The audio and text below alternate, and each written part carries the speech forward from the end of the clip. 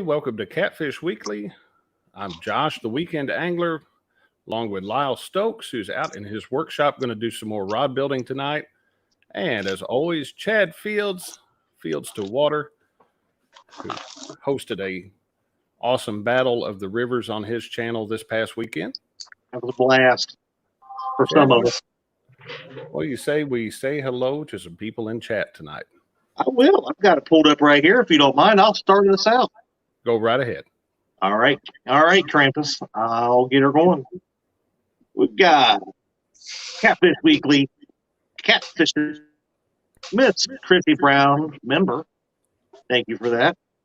We got Fishing with the Chad. God, he was a legend in the YouTube world at one time. Glad to see him back. We've got Annette Morgan, Joe Newman, Trophy Seekers Outdoors, Matt Calder, Indiana Chris. Scroll down here. Well, these folks here were talking. We've got QC Fishing. What's going on, Brian? Thought I'd just seen a name that I can't believe it's in here. James Dockery Fishing has joined us tonight. Oh, wow.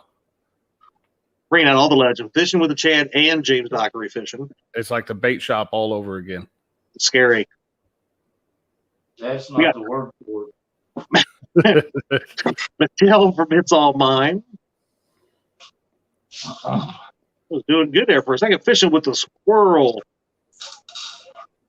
Let's see. Yeah. I already said Miss Chrissy Brown. We got Mark Barnum. Kentucky Redneck Outdoors. The lovely Miss Cindy Stokes has made it in as well. Mr. Patriot Catfishers of America.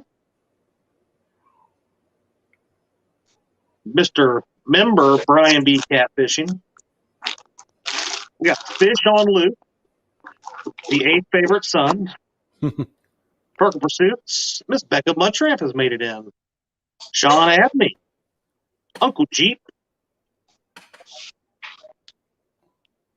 And I think Crazy Hillbilly and Weed Hopper is here at the bottom. We got Bobcat Outdoors is in here. I saw Parker Pursuits. Mark from Catfish and Crappie is going to be on here. And if you guys don't know, Mark goes live every Monday night whenever we go off the air. He goes live on his channel. Let's see. Not going to say that name. Steve Ransom is in here. Yeah, mine just jumped finally. Now I see Catfish and Crappie and Fish on Luke are arguing in chat that they're number one. Somebody's trying to play games with the funny names, but I invented half of those, so. I see Freddie's Outdoor Adventures with us. All right. Well, welcome, everybody. We are back this week. Last week, we started out with Mr. Lyle of Blackhorse Custom Rods. Showed us how he starts out the rod. And then what are you going to bring to us today there, Mr. Lyle? We're going to wrap a section here where we put decals. This one is, I don't know how much of it you can see. This is a cork grip rod. This is a channel cat rod, 8-foot channel cat Eglass rod. The last one was a bumping rod. This one already has the cork finished on it. It doesn't have I put a cork preserver on these corks rings. These are all individually glued together. They're a 1/2 inch wide, and then I glue them together, put them in a press, and then install them and shape them. Try to get them as close to match here. Can you see this down there where my fingers are, where the real seat is? We see about, I don't know. There it is. How about that? Now we do. See the real seat now. Okay. Yeah. I try to make that match, and also down where the rear butt cap is. And what we're going to do today is slide this on. This is a winding check. They make them in rubber, plastic, aluminum, several different things. This is a rubber one, and we're going to slide it on right there. It's tight, so we force it up on there, and then it'll stick right on the cork, and that protects that. And, of course, we put finish up here once we get it all done. And then I'm going to wrap I'm going to mark it and wrap up probably 7 inches, and that's the spot where we'll put the decals. I got to find my ruler here. Hang tight. Freddie from Freddie's Outdoor Adventures with the $5 super chat. Lyle's #1 YouTube grandson here. Lyle's family just keeps growing and growing and growing. It does. You're a little on the older side to be saying you're the grandson. I know that Mark and Dockery are both old, and I'm not sure which one you spawned from, but yeah, but Freddie's only like 3 or 4 years older than us, Chad. He just looks rough. I know. But hey, nonetheless, he is older than us. Just like you are older than I. I am. And while we've got just a minute, and I see we've got Miss Becca Mudtramp in here tonight. Becca posted a Halloween story yesterday. And if you guys have not had a chance to go listen to that, I highly recommend that you do. That thing was awesome. All I will say is if you're driving home from Evansville, Indiana, like we were, and you've got your kids in the car, probably shouldn't turn that thing on. But I think it spooked Caitlin a little bit, but it was an awesome story. I liked it. And it freaked Caitlin out, which I kind of like to do sometimes too. So I'll have to go check that out. I've missed that one. I've heard listened to her, like her Christmas ones and stuff she's done in the past. I hadn't seen that one posted. Oh, this one was really good. Good. There's Alvin Lewis has joined us. Good evening, Alvin. Swamp Diver Outdoors has a question for Mr. Lyle here. It says, I have a reel seat that has come loose and spins on the rod. I can't get the grips to come off. What is the best fix for this at home? The best fix for home, is it plastic or aluminum? Swamp Diver, is it a plastic reel seat or aluminum? Well, it doesn't really matter, I guess. The best way to do it, if you don't want to cut your grips off and redo them, is to drill holes in them and fill a syringe full of mixed 2-part epoxy, and then fill the holes as much as you can get in. Do it about 3 different places. Would you want to use a slow set, or is a quick set fine for that, Lyle? Either one.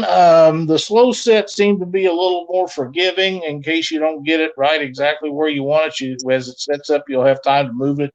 But for me, I've got regular rod building cement, and it comes in 5 minutes, and it comes in slow set, which is about 8 hours.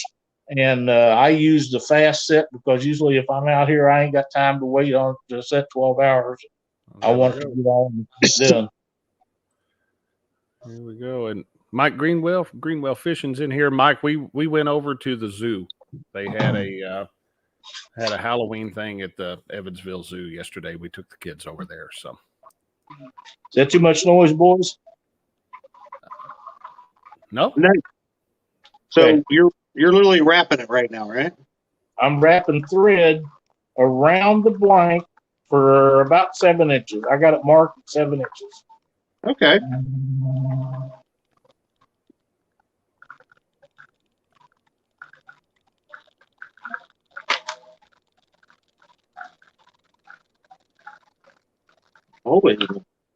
I'm always nice, Brian.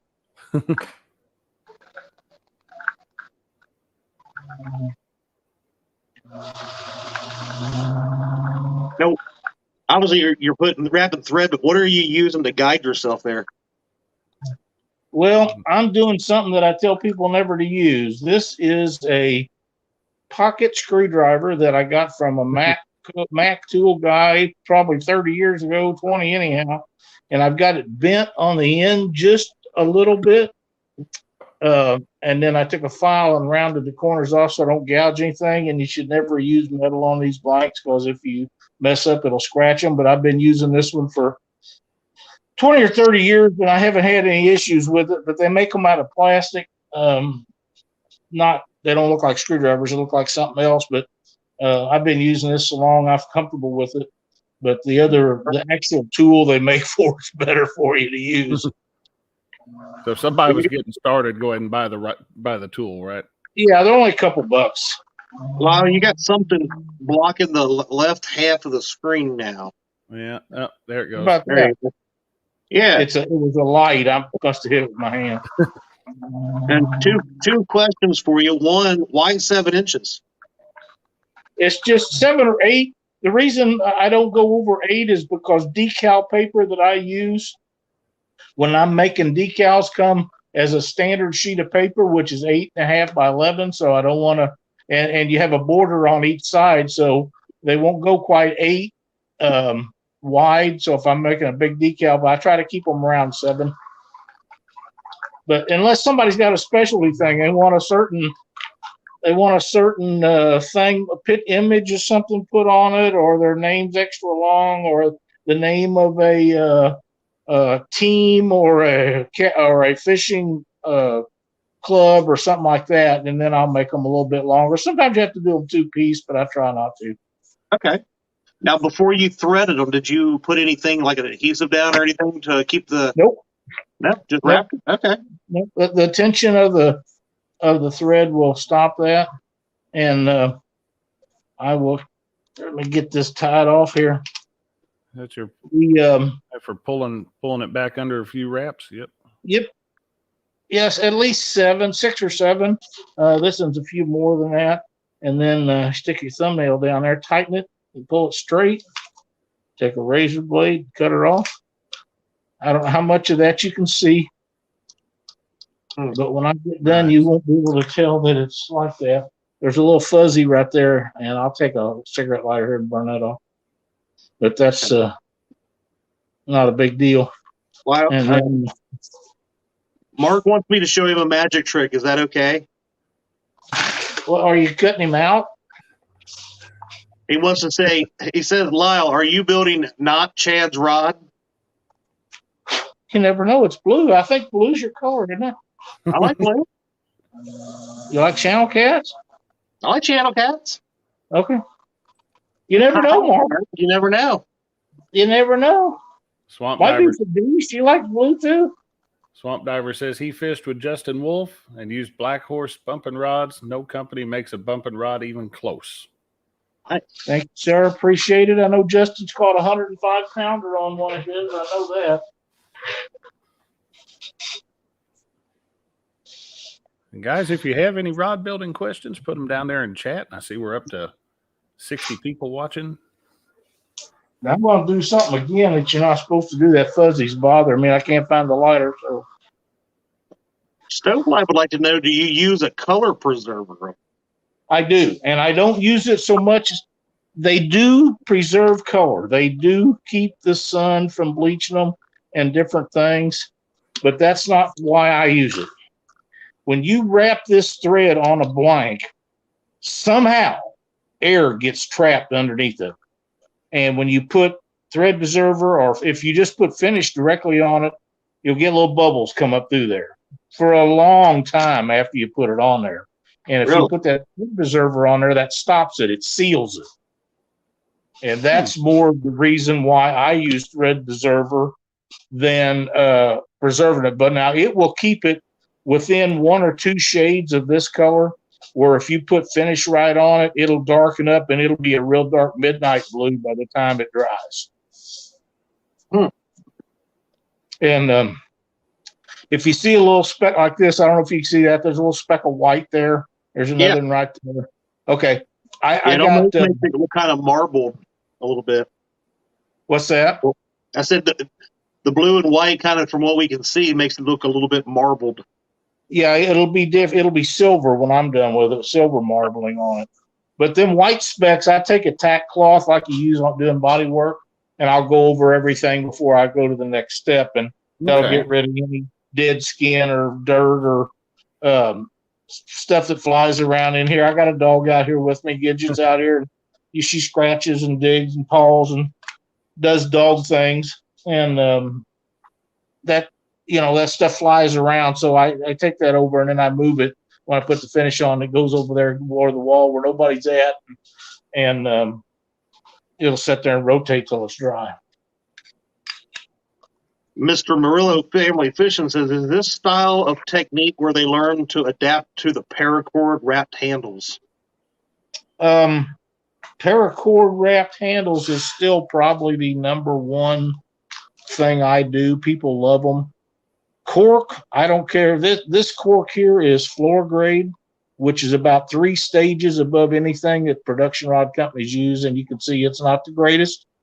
But if I got the really good stuff, it would cost $75, $80 to do grips because cork is that expensive. So this is about as much as I can do and get away with it unless somebody asks for the better quality stuff. Just for example, these rings are $1.50 a piece. There's 1, 2, 3, 4, 5, 6, 7, 8 on the foregrip. Really? And then you've got a 13.5-inch rear grip. So divide that in 2, and that's how many cork rings is in the back. And then you got to glue it together and form it, shape it, sand it, put thread or a cork preserver on it. So, yeah, it adds up. And the really good cork rings, they're $3 and $4 a piece. Wow. For 1/2 inch. Yeah. And some of them only come in 1/4 inch. But I try to use a 1/2 inch because most of my grips are longer and stuff. And this has only been sanded down to 320. Once I get the finish on this and know how far up it's going to go, then I'll hit this with 600 and smooth it up and put the thread preserver to it, or cork preserver to it.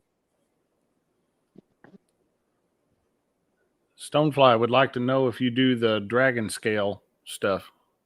I haven't done any of that in a couple of years, but I used to do a lot of it, diamond wraps and a lot of weaving. It just got to where I don't see as well, and I just don't do as much of it. But if somebody's got the money, I got the time. Lyle, Pardon me? You said this rod was 8 foot, right? Is it a 1 piece or 2? One. 1 piece?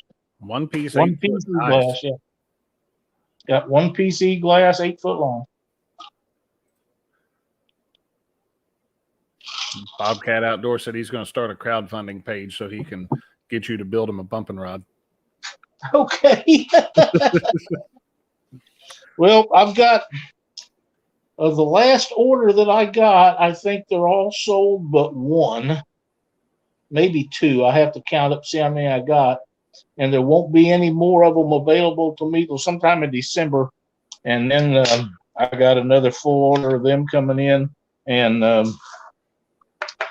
some crappie rods from the same place. We designed a new crappie blank. The guy that does them, him and I got together, and I told him what I was looking for, and I didn't like what he had, so we're making a crappie blank now to see if we can make that happen. Can you read this upside down here, Chad? Can I read it? Yeah. Can you see it? I can kind of see it. Oh, okay. Well, that's just Unity. I just put a decal. One of them's a decal off of Rain Shadow. Rain Shadow. Yeah, that's the blank that D's fly rod is made out of. Yeah, let's keep rubbing it in that D's got a fly rod. I couldn't help myself. Yeah. Let's see. A. McLaughlin said, just got home storming here. What I missed. Lyle just got done wrapping the part of the blank here with thread. He's done a thread wrap on it about 7 inches. That would be where the decals are applied. James Dockery says, then you have to make ice fishing rods. Time him out, would you? Miss Becca says, do you try to match the color of the eyes to your threads? The guys, they only make a select amount of different colored guides. So if somebody wants them, I've always tried to talk them out of it because I have a very limited amount of experience with those, and they only make a few colors. So if something would go wrong, I won't stand behind what they make if the colors change on them. Only thing I can guarantee is what I control, which is wrapping and thread and cork. I don't guarantee any cork. because it's cork, like that. I think maybe like the part that you're threading right now, do you match that to the guides when you're wrapping the guides on the eyes? Yes. Yeah, I use the same thread. Okay. Yeah. Same thread, yeah. Oh. Same thread, and like I say, this will be dang it, lost one. This will be blue wrap over every guide, and then on top of that, we're going to silver marble it, or have silver, and then we'll put a silver decal on it. And I'm going to turn that about like that. I'm going to mark the distance where the guides go as a starting point, and then I'll flex it later. But I know where that back rod's going to go, so as soon as I find my China marker. See, Uncle Lou has joined us. Hello there, Uncle Lou. Uncle Lou says A, B, C, D. I'm not sure if he's trying to get me to sing that song or A, B, C, D, E, F. Never mind. G. G. Yes, G.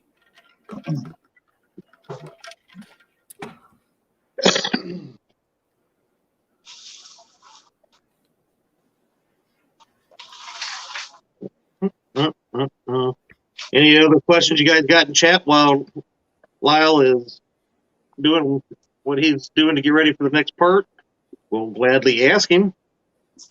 I'm going to mark, I'm just going to mark where a starting point for the guides are, so I can go ahead and put one on for you guys. Okay. Sean T's in here, said he just got in from work. He'll be listening while eating and showering.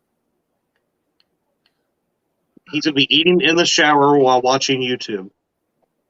That's a multitasking fool there. That is perfection. Right? It is multitasking. That is perfection. Danny Stone made it before the show ended. Yeah. Not even halfway through. Good job, Danny Stone. Mr. Avid Fisherman's in here. Hello, Avid. Avid. Uncle Lou wants to know what thread size, Lyle. A. I very seldom use anything bigger than A thread. Oh, I bet that's where our ABCD was. Oh, I thought he was. Okay, that makes more sense now in the statement. I thought he was really wanting me to sing a song because I know Uncle Lou loves to hear me sing. I bet that's not true. Hey. Well, I might be wrong. There is real time Catfish. Wow. Stereo.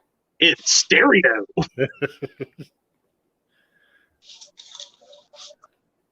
Oh, I just can't. There we go. Weedhopper says, how do you figure out guide spacing on a rod? I have it wrote down as an average, and if they don't line up, then I change them. And I also know from the back one, can you see this one where my finger's at? No. Let me move the camera. Where this mark is, can you see that? Yep. Yes. Okay, that's the rear one. And this rod will have 9 guides on it plus a tip top. This is the back one, and I don't want it over 24 inches from here to the reel seat. And where the reel will set is actually going to end up being about 20 inches. And that's good. I like that. But these blanks, I've built so many of them on. I have a starting point. And once I get them all taped on, I'm going to go ahead and wrap the rear one tonight so you guys can see it done. But as a general rule, I don't wrap any of them until I get it all set up and then I test them. But I know where this rear one's going to be. It's going to be the same spot. 99% of the time. And I probably won't change it, but now I may adjust. Dang it.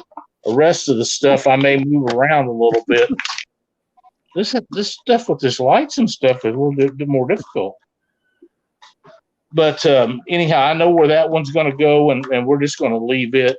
Am I about over top of that? Okay. Yeah. Yeah, you're good. Just move your light again. Your light. There it goes. I was just shining the light down. Basically, the light's more for me than it is for you guys.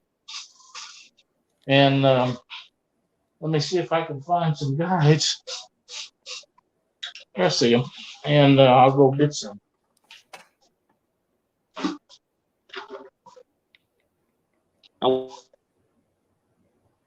Did I get?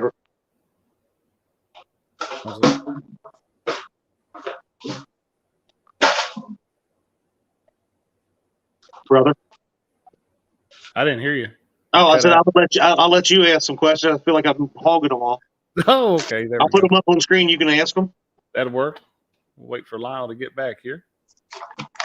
I'm right here. I didn't go anywhere. All right. Swamp Diver Outdoors would like to know if that's a polyester or a acrylic thread. The stuff I'm using today is polyester. Polyester. Okay. And Chris Lee from that's why you're going to have me ask questions. Okay. Chris Lee wants to know how he wanted to know how did Lyle do this before tape measures were invented. I'm going to just let that slide. I have an answer for him, but I'm just going to for you too, Chris. Chris, you'll probably get your answer in private message. Gotta love Chris, man. Okay. And, Mr. Murillo would like to know if you have a favorite guide company, or do you vary from build to build? I do Fuji. Fuji guides. Yeah, I like Fuji guides. These particular guides here, I say that, but these are Pacific Bay XBBGs.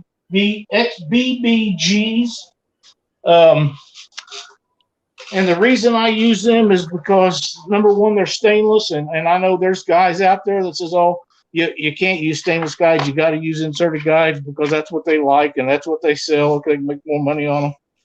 But to be honest, the catfishing world wants stainless guides because they don't groove as bad. Stainless will groove, but these won't. It's not the stainless part of these that won't groove. It's the chrome plating on them. Okay. And the reason I use the Pac Bay guides is because they're triple chrome plated. They chrome plate them 3 times. And braided line will not go through that triple chrome plating. Now, a lot of these, I've actually seen other companies' stuff that was chrome plated and not chrome plated, and it went through. Some of the old Moyer rods, which are classics, man. If you can find one, buy it. But his guides always grooved if you use braided line, even if you use monofilament sometimes. But that was back in the day when nobody knew any different. That's just the way it was. Wabash Nate would like to know how big of a difference is making a casting rod from a spinning rod. The main difference is, if you remember on last week's show, or if you didn't watch it, you might go back and watch it. We spined the blank to find the natural curvature of the blank. And when you mark it for a spinning rod, the guide marks go up on top. If you mark it for a spinning rod, it goes on the bottom, and a casting rod, they go on the top. That's the biggest deal. And you don't use as many guides on a spinning rod as you do a casting rod. There's no need for it because they fly through. Yes, like I told you last week, I hand file every guide. Now, if I get some of the great big ones, I'll put them on a real soft grinding wheel. I say soft, it's actually just a fine grit. But for the most part, they all get hand filed. I don't. That way, the thread will walk right up there, and I don't have any issues. Brian from QC Fishing wants to know if you make your own decals or you order them. Both. I make some of them. If I make them, they have to be dark colors. The light colors will turn opaque, and they don't work out very well. Other than that, if I have some specialty stuff, they go to Decal Connection, and Debbie makes them for me and sends them to me.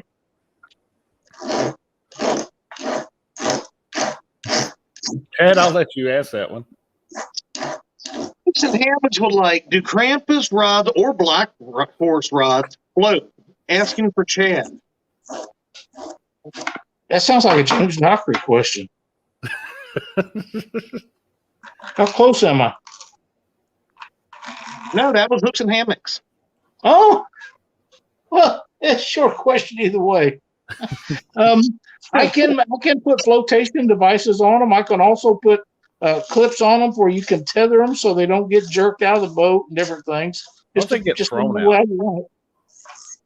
Yeah, the tether can go around your wrist too, so you have to throw your arm off. Uncle Lou wants to know if you do many spiral wrapped rods. I used to do tons of them, but that was a fad that's kind of went by the wayside. Still do a few once in a while. Cindy and I both still have a couple of them. Yeah, they was really hot for a while. That's all I done seemed like, but not as many these days as I used to. Swamp Diver asks how you determine the eye spacing and the number of eyes. So he uses the same thread on the cat rags. Good stuff.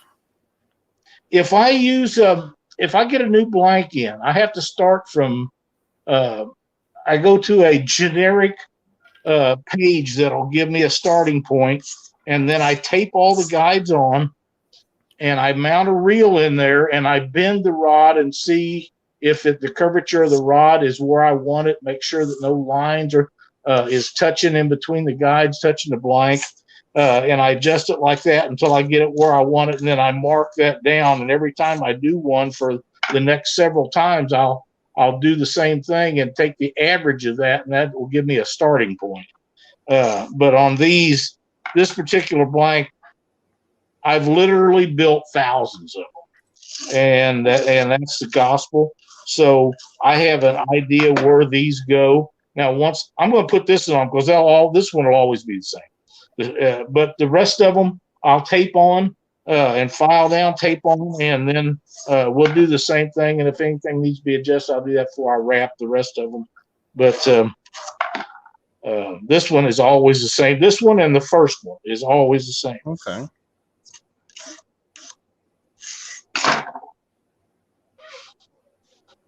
There's Mr. John's in here. Welcome, John. Morello Family Fishing says, I'm not trying to make you brag, but do you happen to know how many tournament winners have used your rods? I don't have a number. I'm sorry. A lot of them, but I don't have a number. I'll make it up. 2,000. I don't know if it's that many. I'm just going to make it. I may want to pick it up numbers right here. All of them. All of them. All of them. I don't know. Quite a few. I know that there's some guys that are sponsored by different companies that use my rods, and they're sponsored by another company. I know that for a fact because they told me so, showed me while they was fishing, sent me pictures and videos. and I don't care one way or the other. I really don't. Just be honest with me. Whatever you do with them is up to you. Well, the way I see it, every rod out there today can be traced back in lineage to Blackhorse Custom Rods. A bumping rod can be, because I was the first one to build one. Because when the Ark first landed, the Blackhorse fishing rod was made out of one of the oars that rowed the boat. Remember, we did talk about this a few weeks ago during the Fishcathlon. Did talk about pulling planer boards from Noah's Ark. We did. Oh my God. That was such a funny. You guys are horrible. And I claim you both. That's what's sad. Chris from Hooks and Hammocks says, sounds like a lot of math is involved in rod building. Well, there kind of is, but like I say, once you get them done and you've done a whole bunch of them, you've got a starting point to go for them, and you just the only time that I try to do a matchup thing is somebody will say, I want 2 or 4 or 8 rods. I want them to match perfectly. Well, and I try to explain to them that each rod is an individual and you can't match them up perfectly and them work the way they should. Some of the guides will be in a little bit different spot. And they'll say, no, I want them all to be exactly the same. And okay, it's up to you. I'll do them that way because that's what you request. But that's not normally how I do them. And that's the difference between a custom builder and a guy that orders stuff from a production company, because they get the average, which will get you really close most of the time, and they'll build them all off of that point. Or me, I'm never going to do that.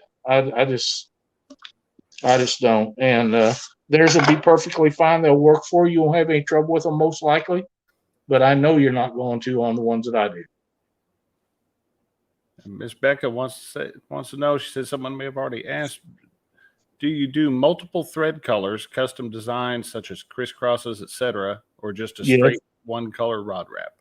Nope, I do them all kinds. This is just the one that I had started and was going to finish it. That's why a lot of them have multicolors in them. And weaving, and I don't, like I say, I don't do as much weaving as I used to. I used to do a lot of it, but not anymore. I used to weave people's names in them, but oh wow, I just don't see as well as I once did. So we just don't do it. You're hand fitting that guide to where it's perfectly matched that blank, aren't you? That's right. Yeah, that's right. I don't know how if you can see it or not. I saw you keep test fitting it. That's what I was like. Yeah, see, I can run my finger up and down there on both sides, and I don't catch. If I catch, I know the thread's not going to climb right up on it. And once I get this taped on here in a minute, I'll show you what I mean. That thread will walk right up there. It's supposed to, anyhow. Be my luck it won't tonight, but it's supposed to. Dave Funk has a really good question here, Lyle. Dave Funk's a cool dude, man. He says, "See, a lot of people swear by the rods they like, but it seems like they're always buying new ones. What is the lifespan for a custom rod for an average fisherman?" Well, I don't know. For an average fisherman, for my guys, it's for life. My rod's guaranteed for life. Anything in workmanship material. Now, that doesn't include cork. It doesn't include grip material. Doesn't include the guides. But anything that I've done on there, it's a lifetime guarantee. That doesn't mean you can go around high sticking fish, does it? You can't reach up and high stick a fish. You can't beat it against a tree like I seen a guy do one time. I'm still trying to get past. What about if you were beating dock roofs? No, I'm sorry. No, can't do that either. So that's why dockery never gets in fishing. See, Carolina Catfish has joined us. Hello, everyone. A little late, but here. Glad you could join us. Hooligan Fishing is here. Says Chad, he's coming for you. Chad, he is coming for you.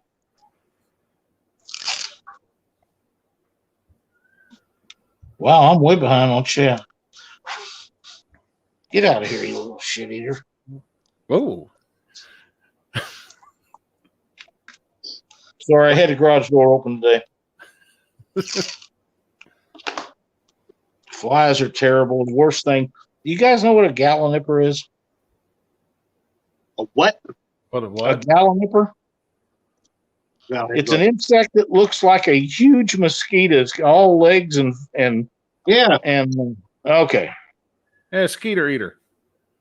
If you ever have one of them get in the shop when you're putting finish on a rod, and it gets in that rod finish when it's about a third the way dry and sticks in them legs, and you talk about a pain in the ass. I'm sorry, that's not funny, but it's funny. It ain't funny the second time. It was funny once. It wasn't funny more than once. Now, we got that taped on right where it's supposed to be. There's the mark. There's the center of the guide. Now, we got to stand up here. I'm going to have to move the camera a little bit so I can look. We're on a trip. What's that? Nothing. Straight down so I can adjust that to where it's straight in line from the back to the front of the rod. And that's where we're going to wrap it.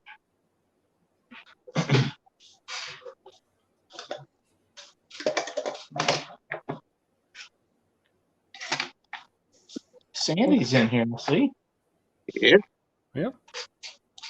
Did she leave Van away? I haven't heard you guys mention Van. I haven't seen Van that I'm aware of. See, Kim Burnett's made it in. Cool. Welcome, Kim. Oh, excuse me. Is it that late? Are we that far over? No, we're not. We still have 20 minutes. I turned this little fan on next to me and blowing right in my face. Made me. I think it's making my eyes water.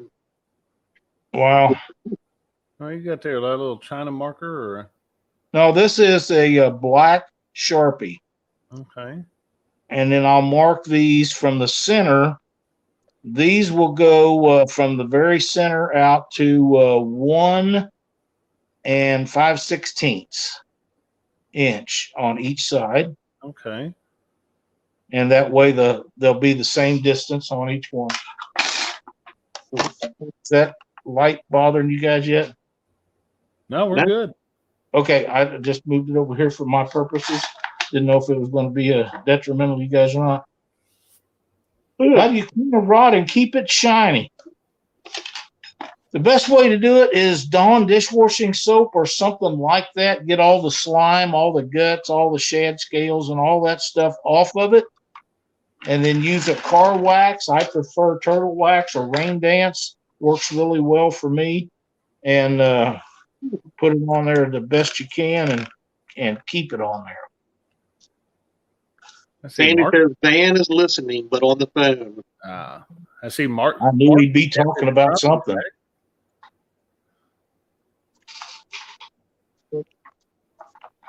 My buddy Van. Swamp Diver says, do you guarantee a second-hand rod? No. So if somebody buys one and gives it to somebody else down the road, it's no longer guaranteed. That's on them. That is on them. Only to the original owner. Okay. Let me get that there. Bobcat says he polishes his rods with catfish slime and skipjack blood. A lot of people do that. Oh, hang on, I got to take the tip up. Sitting there down there banging, making noise. Now, Lyle, is there any anything people could do that have cork handled rods? I know mine get looking real bad after a while. Is there anything they could do to maybe refinish those short of Yep, peeling it it sure off? is. Hang on. Gotcha. Oh. There's a dead, You can take- dead bug in Lyle's Yeah, it shop takes- right now. Sandpaper. I wouldn't go any heavier or more gritty than 150 and down to say 320 or 600. Depends on how smooth you want it, and sand all that crap off of there. Went nasty on it. Try to do it in a circular motion. The best way to do it is on a lathe like this, where you spin it and run your sandpaper up and down it, and then put cork seal on it. Okay. The cork seal will help a great deal. It won't 100% fix it, but it'll help it a great deal. And see there, I crossed the thread. I seen it. I got glasses on where I could see it. So, but it just climbed right up that. You see, it just climbed right up where that's at because I got it down where it's supposed to be. If you don't get them for a smooth transition, they won't climb up on there, and they never look right. I mean, you can get away with it. A lot of people don't know the difference, but I always do, and any competent guy doing this he'll always know. And just like me, I always know. Just like now, it's trying to climb over that thread, and now I'm just going to push it back so it can't. Stonefly says you can also use a magic eraser to clean cork. Really? I haven't tried that. That's a good idea. I use that on my boat a lot. Those things are handy. Oh man, you can put that if you got a bunch of crap on your boat from the lake or the river or wherever you've been, and it seems like it's impossible to get it off. Get you some bathtub cleaner or oven cleaner. Try it in a spot somewhere where it's inconspicuous, and use a magic eraser. And buddy, you can clean them up. Works really well. Oh, that's a good one. I was just getting ready to like that one. Jerry Parker would like to know, are your rod handles chicken slime resistant? Can't tell you. I don't use chicken slime. And I would think that chicken voids the warranty. But that's just me. I have something I can say about that also, but I'm going to pass again. I love him, Jerry. I really do. He's a cool dude. Somebody said he'll fill the chipped cork spots with a plastic wood filler and then cork seal. I've heard. Yeah, of you can do that. I quit filling them up because when they come out, people don't understand why you put it in there to begin with. So I just quit putting it in them. Super Bright engine degreaser works as well. Super Bright's good. Purple Power's good. What's that stuff on? Super Clean. Super Clean works really well. If you got a fiberglass boat, get you some. I think it's called the Works. It's like a toilet bowl cleaner at the dollar store. That stuff works good. That works on any kind of painted stuff. That, and there's one you can get at dollar store called Totally Awesome. Does it have a picture of me on it? No, but it lives up to its name. Dockery.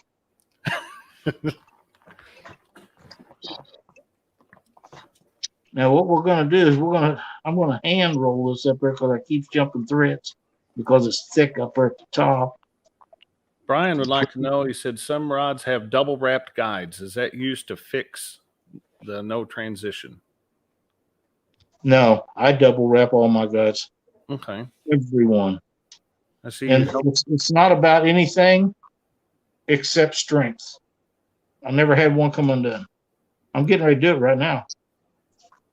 I'm watching you take the little, looks like you got the screwdriver out again, helping those, making sure those don't overlap.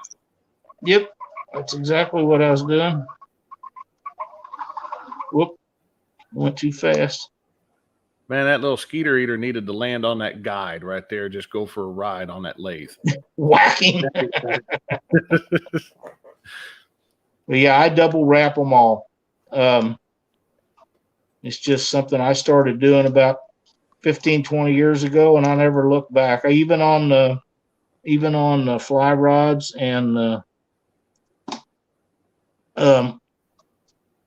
crappie rods, bluegill rods and stuff, I double wrap all of them too. Matt Calder wants to know if you can make him a surf casting rod that will throw 12 ounces or more. Yeah, I'm sure it will. The one I use is a graphite blank. It throws a long way. Paul Ragsdale has got a video he made. Oh, it must have been 20 years ago now. We was over in Indiana fishing a tournament. He recorded a video of casting 100 ounces on a 2040 Blue Cat rod that I built him. How many ounces? 100 ounces. He just kept adding weight and kept adding weight and kept adding weight. He taped 5-ounce sinkers together until he got 100 ounces over and he cast it over his clothesline. And we got done with that. He sent me this video, and our whole motel room was full of people watching. Nobody could believe it. He hooked it onto his riding lawnmower and broke 65-pound braid as he was trying to pull the thing out of a ground rod holder. And he broke the the braided line. And I said, I can't guarantee that stuff when you're doing that kind of stuff. But 100 ounces. He started out with like 20. And he was using some kind of bait caster. And he casted it over. Now, you guys probably can't see this, but I made that mark. You've got the rod a little close to you now. The rod a little close to me. Yeah. On the camera, the rod is at the very bottom of the screen. Bottom of the screen. So, there we go. Okay, perfect. Right here is the mark that I made. So I'm going to let it fall off of the end there and cover up that mark. That way, I can try to get them all the same distance from the center. One more. That covered it. And what I use to pull for pulls, these pulls, they last me forever. That's 10-pound braid. Actually, it's 10-pound spider wire. I was building rods one night. My youngest son was down, and he needed to go to Walmart this was years ago. I think he's sure he still didn't live at home. And he needed to go to Walmart. So Cindy and him went to Walmart. I said, while you're out there, pick me up some line to make pulls out of. I was out of it. And so what do you want? I said, just give me some spider wire, some 10-pound spider wire. And I've been using off that little bitty old thing of spider wire for probably 25 years. Because Marky will soon be 40. And then right here, whoops, let me move that. I don't know, can you see that right there? That's where the thread was pulled underneath there. And I try really hard to keep that from being noticed.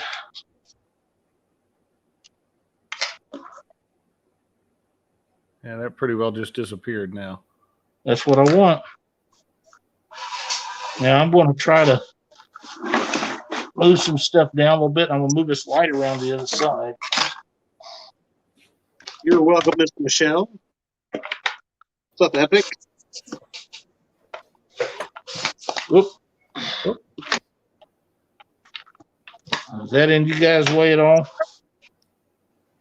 No. Nope, you're good now. Now here's my mark for there.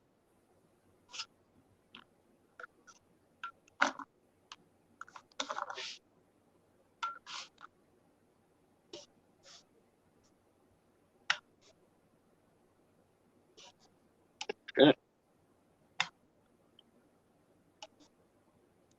Weed Hopper says, nice and clean work, Lyle. Thank you. I have a sister-in-law that doesn't watch the show, which is too bad because Debbie turned 70 years old the other day on the 20th. When she turned 20, or when she turned 40, I sent her, I had a shirt made, glad I'm not 40, and we went to her birthday party. Now that she's 70, I went up to see her, and I wasn't feeling very good, so I couldn't get out and give her too much crap, but she knew what I meant. So I just crawled right up on her. Mm-hmm. Yeah, I'm going to push it back a little bit because I got a little spacing. Sorry about that, fellas and ladies. What you got to do? Now, boys, I asked you guys a while ago, I'm afraid to do this too much because I think a series of 3 weeks or so would probably be enough. And we may go and do one on repairs. But next week we're gonna try to do a night of finish work where we just put finish on. And then that'll probably end this unless people just can't stand it. They want us to do some more, but we'll set everything up and do some interviews with people or whatever for a few weeks, and then we'll do a show on repairs. So everybody could get together and send us messages on repairs of what kind of repairs they'd like to see, or if certain things can be repaired. You know, somebody asked last week if you could repair a broken rod, and you can, but it's never the same. Right. It just never is. Well, Mr. Kitty Whiskers wants to know if you make rods for specifically for flatheads. I do. I have a blank that we've made and used for years. That it doesn't cast as well as some of the others.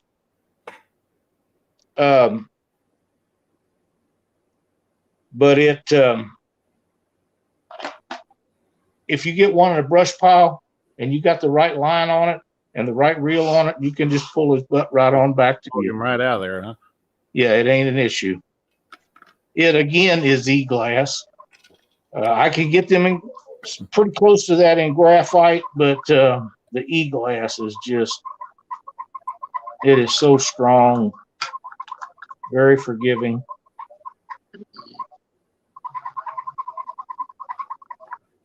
I would really like to save this one for next week if we can, and finish the rod and then have a coat of finish put on it. I don't know if we'd have enough time. Depends on what Mark's got going on, or we'd have enough time to finish it and put marbling in it too. Mark who? Never heard of him. Mm. Does he have a show tonight? I believe he does, and the guest that he has, I do not know. So, Yeah. Michelle from It's All Mine says, how would one go about pleading one's case for Lyle to consider a build? just send me a message. That's how that works. I'm digging that color choice on this one. I like this one, that black and blue. Do you? Okay. Yeah.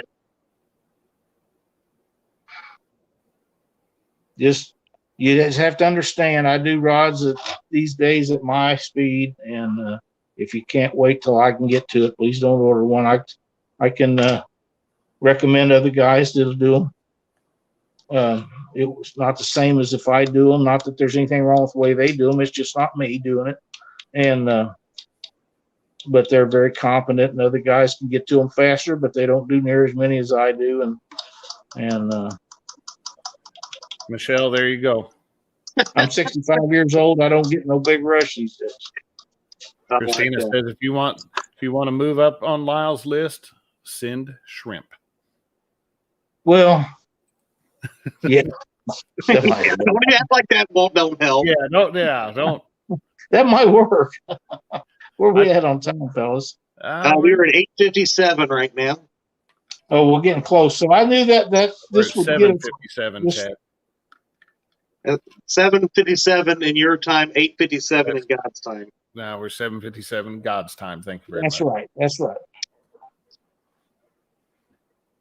In Mud Girl Camo, there you go.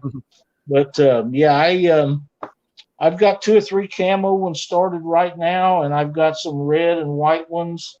I've got a repair on a couple to finish up, and a finish on a bumping rod so I can send it to a guy. And I got another bumping rod that's done. I'm just going to put decals on it for a guy.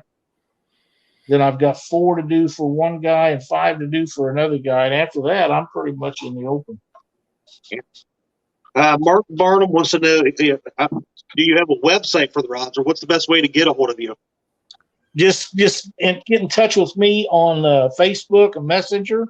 Just message me on Catfish Weekly or Blackhorse Rods or my personal account, any of those. The reason why we don't have a website anymore is because 2 years ago, at one point, I was over 100 rod builds behind. I remember that. It was actually 3 years ago, and I never had time to do anything. If we went to a tournament, or I felt guilty about leaving the house to go fishing, and it was just too much.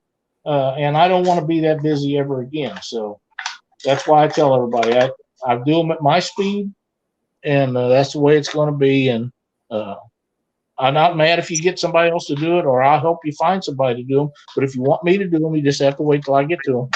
And we're getting really close to being caught up now, so that'll help. But anything I keep on as an order right now will definitely be after the first year. I was going to say, Becca wanted to know what the average turnaround time is. Well, right now the average should be about 2 months, but that changes. If somebody calls me up and says, "Hey, I got a son or a daughter or a grandson or daughter, birthday thing. Is there any way you can get one in?" I'll probably do that for them, or a wife or a husband, or things like that. They kind of take priority for me. But if none of that stuff goes on, Christmas time, I used to stop taking Christmas orders about the 1st of November every year, and I would only do so many. And the last 3 years, I haven't done any Christmas orders. I just told people I can't promise you it'll be done by then because I just was always too busy.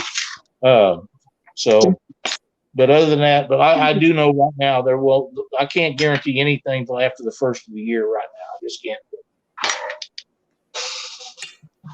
But I hope everybody's enjoyed what we've done the last couple of weeks. Chad and Josh, I don't know if you guys have, but I've had a lot of fun doing this, and I've had a good time with this one. Yeah, it's been neat to see one.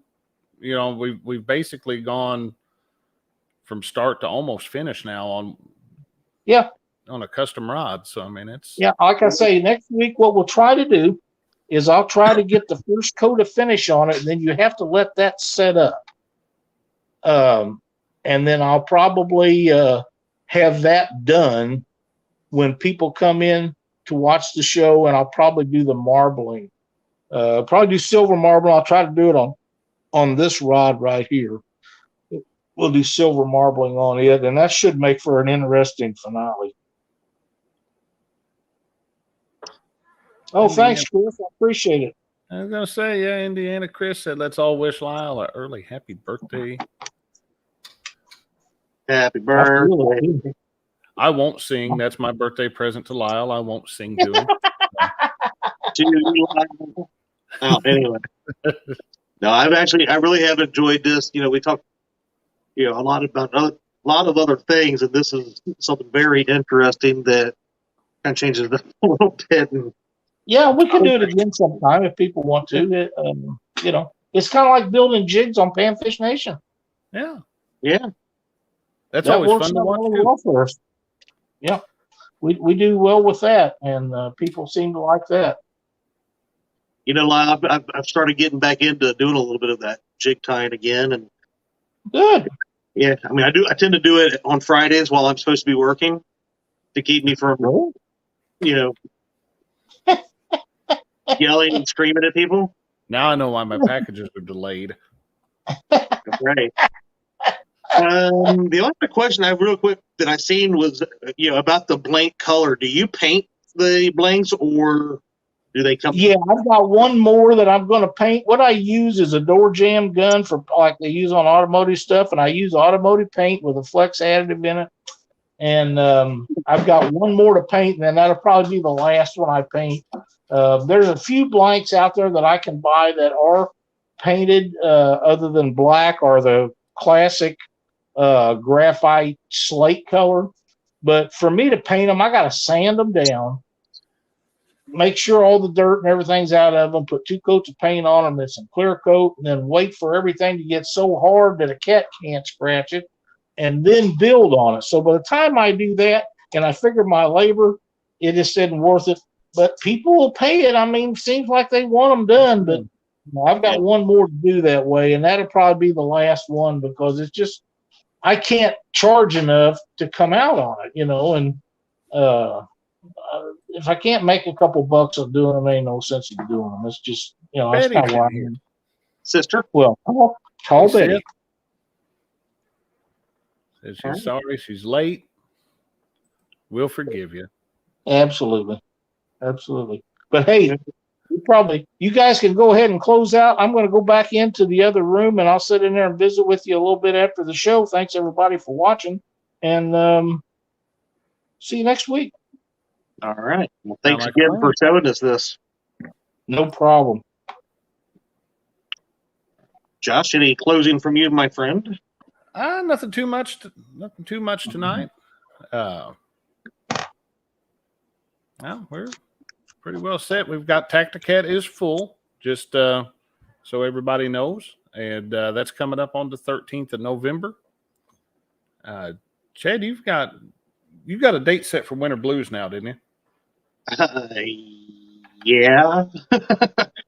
It's I think the second and third Saturday in January will be the third annual Winter Blues tournament. I have not put out any information on Facebook to get those that are interested into that yet, but I've already gotten several messages since I teased about it that they are in. So looking forward to that. I was going to say I had Jerry Parker sent me a message, said he got us signed up. So, I lost his text message. Oh, well, then I'd like to sign us up, and everybody just witnessed it. So, you're on the list. Awesome. All right. Well, let's make sure we don't forget that Catfish and Crappie is going to be live any moment right after we decide to shut this down. We may be delaying just to be brothers of his. But make sure you nice to him. I did time him out earlier, so I know I've gotten several messages from people saying thanks for timing me out, jerk, and it was not me. Besides that, let's go on over and check out Catfish and Crappie. I know he's got a guest tonight, so looking forward to that. And we will see you Thursday night, also over on Fields to Water on the bait shop. and Panfish Nation Thursday night right after the bait show. So good night, everybody. Have a great week. Have a great week, y'all.